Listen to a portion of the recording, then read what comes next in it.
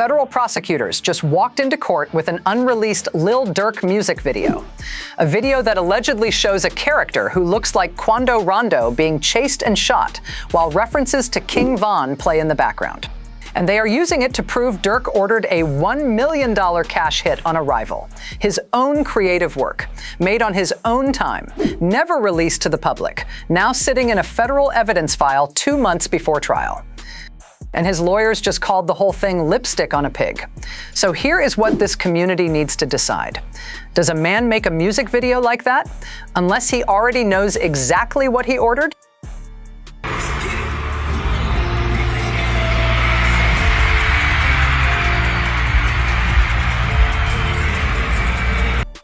Let me take you back to November 2020, because that is where this story actually starts. Not in a federal courtroom, not in a Los Angeles parking lot, not in a Chicago street in 2022.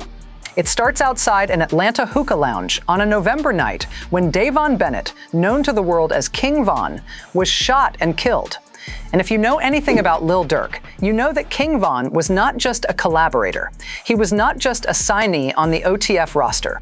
He was the closest thing to family that Durk had in the music industry. They grew up together. They came up together. They built OTF together from the streets of Chicago into one of the most recognizable labels in drill music. And when King Von died, sources say Durk told people around him that he could not let it slide, that the people responsible were going to face consequences. And the man he allegedly held responsible was a rapper from Louisiana named Quando Rondo, who was present at the scene the night Von was killed, who walked away while Von did not. Now, Durk has never been charged with anything related to King Von's death directly, and everything that follows in this story is alleged. He has pleaded not guilty to all charges. But here is what federal prosecutors are now arguing happened in the 2 years after that November night in Atlanta. That Durk did not just grieve, that he allegedly built an operation around getting revenge. That his OTF label, founded around 2010 as a music collective, became the infrastructure through which that alleged operation ran. And that the evidence proving all of it includes something nobody expected to find in a federal evidence file: an unreleased music video. A rapper who is among those who were shot and killed in a gun battle in downtown Atlanta, with 3 others dead and injured as well. Atlanta police say the video posted on Instagram appears to show what happened. You can see people scattering last night as shots were fired after the fight outside of the business went out into the street. August 2022, Los Angeles. A group of men travel from Chicago to California. According to federal prosecutors, they were not there for music. They were not there for a show. They were there because Durk had allegedly identified Quando Rondo's location and set something in motion. The group allegedly tracked Quando Rondo's movements from August 18th through August 19th.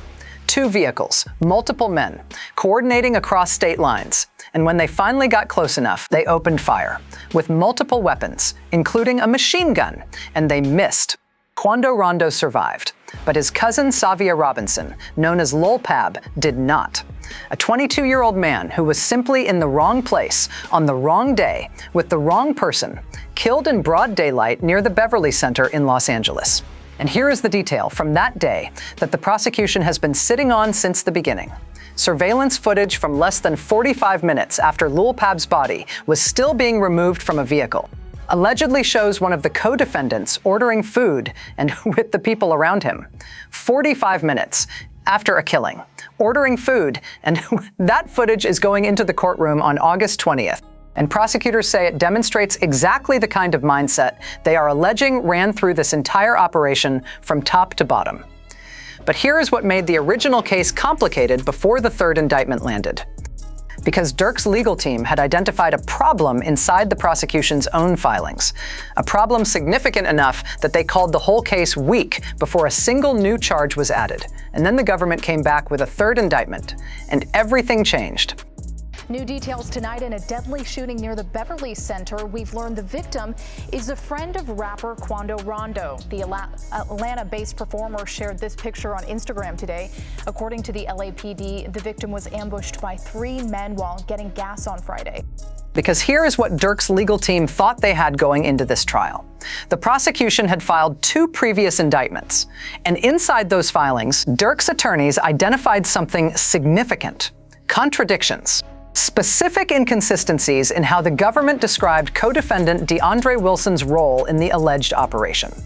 Details that did not line up cleanly between one filing and the next. And defense attorneys did exactly what defense attorneys are supposed to do when they find something like that.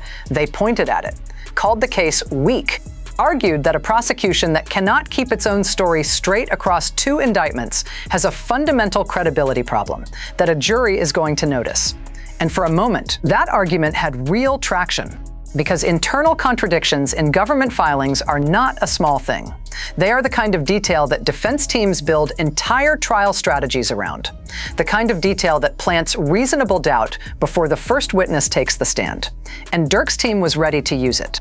Then June 2026 arrived, 2 months before trial, and federal prosecutors filed a 3rd superseding indictment, not a minor amendment, not a technical correction, a full 3rd indictment that added new charges, new allegations, and new evidence that his defense team had never seen before. And the specific charge they added changed the entire legal architecture of what Durk is now facing, because they did not just add another count, they added a RICO charge. And a RICO charge does not just accuse someone of committing a crime, it accuses them of running one. And the enterprise prosecutors say Durk was running has a name that every person watching this video already knows. I popped a perk and drunk a gallon, man, that hurt my stomach. Man, what? Doing the dash inside the lamb, that shit had made me vomit. Wait, because here is the moment this story completely changes. And I need you to understand what a RICO charge actually means before we go any further. Because it is not just another count on an indictment. It is a completely different category of accusation. RICO, the Racketeer-Influenced and Corrupt Organizations Act, was designed to take down entire criminal enterprises, not individual crimes, not single incidents, entire operations, the structure, the leadership, the members, the pattern of behavior across years. It is the same law used against the mafia, the same law invoked in the Diddy case, the same law used in the Drake streaming lawsuit, and federal prosecutors just applied it to Lil Durk's Only the Family label. They're arguing that OTF, the collective Durk founded around 2010, was not just a music label, that beneath the streaming numbers and the collaborations and the tours and the Billboard chart positions, a subset of OTF members were operating as a violent criminal enterprise under Durk's direct leadership, committing murder, attempted murder, coordinated attacks across multiple states, at his direction and with his funding. And the new indictment does not just allege the Quando Rondo plot. It alleges a $1 million cash payment for the murder of a rival gang member in Chicago in 2022. A completely separate killing. Stefan Mack, shot outside a Roseland Community Center, and prosecutors claim Durk financed it. $1 million cash through OTF, and then they went further because they brought evidence into that filing that nobody expected to see in a federal RICO case.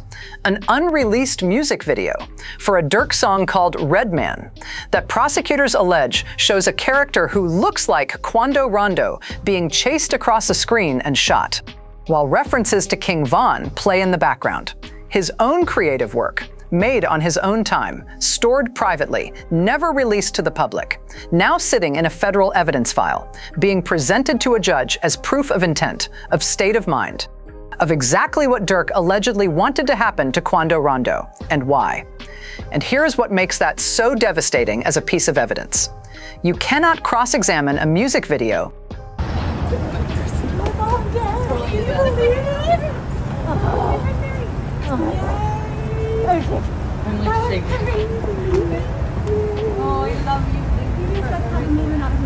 Yeah, we did. And here is how Durk's legal team responded to all of it, because they did not stay quiet.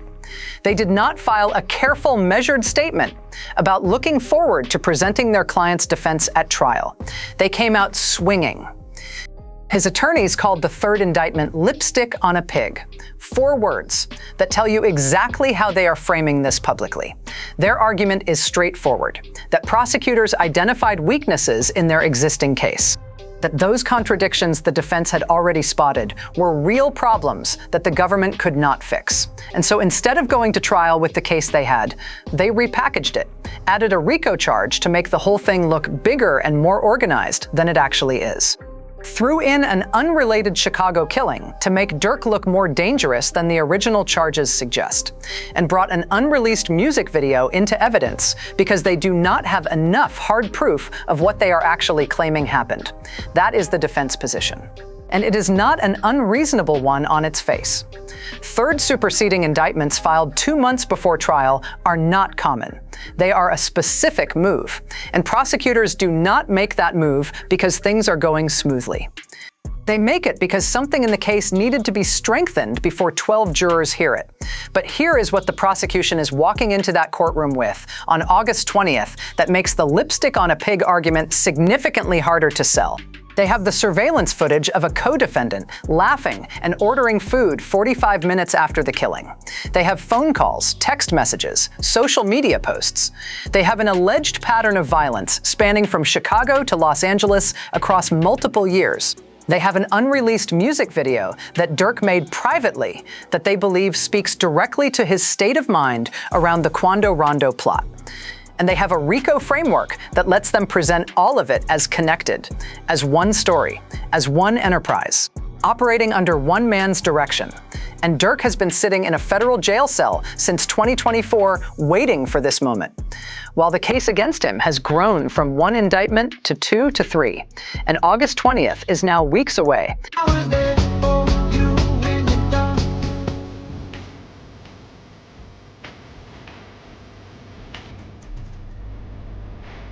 Here is the detail that nobody covering this story is sitting with properly.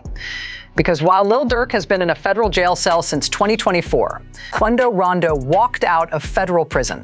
He served 15 months of a 33-month sentence on a drug conspiracy charge, paid a $44,000 fine, and is currently living in a halfway house in Atlanta, scheduled for full release on November 11th, 2026. Think about what that means in the context of everything we just covered.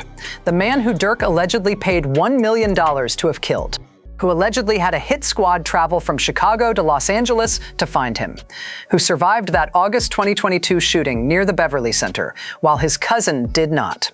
That man is in a halfway house in Atlanta right now, getting closer to full release every single day, while Durk sits in federal detention, facing RICO charges, a murder-for-hire charge, a separate $1 million bounty allegation, a music video being used as evidence of his state of mind, and a trial that prosecutors just reinforced with a third superseding indictment 2 months before it opens.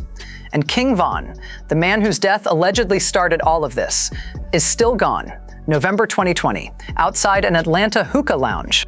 The grief that allegedly set everything in motion has not changed. The loss has not changed. The only things that have changed are the charges, the indictments, the evidence files, and the jail cell. And sitting here watching this unfold from Oslo, what strikes me most is not the legal strategy. It is not the RICO framework. It is not the lipstick on a pig quote.